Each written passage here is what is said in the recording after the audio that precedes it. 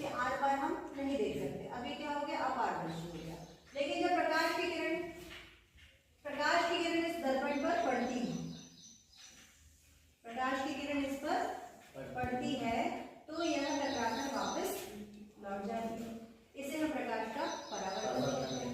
ये जो किरण आई इसे हम बोलेंगे आपतित किरण। क्या बोलेंगे? इस घटना को हम बोलेंगे परावर्तन। प्रकाश का परावर्तन मतलब प्रकाश का पॉलिश सतह पर टकराकर वापस लौट जाना, उसे क्या बोलेंगे? प्रकाश का परावर्तन।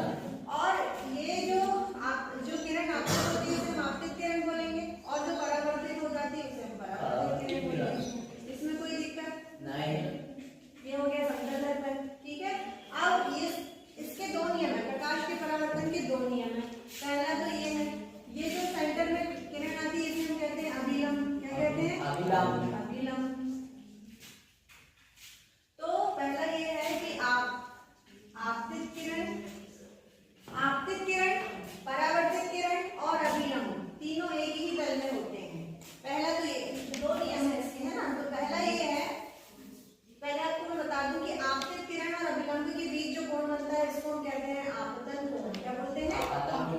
आपतन कोण। और जो अभिलंब और परावर्तित किरण के बीच कोण बनता है उसे हम क्या कहते हैं? क्या कहते हैं? परावर्तन कोण। ये क्या है? परावर्तन कोण। तो पहला नियम है कि आपतन कोण का मान बराबर होता है परावर्तन कोण के।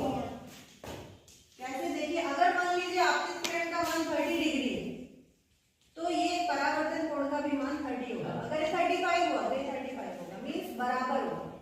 ठीक है। दूसरा नियम ये है कि आपतित किरण, परावर्तित किरण और अभिलंब तीनों एक ही तल में होते हैं। तीनों एक ही तल में होते हैं। तो आपतित किरण आप समझ गए? आपतित किरण, परावर्तित किरण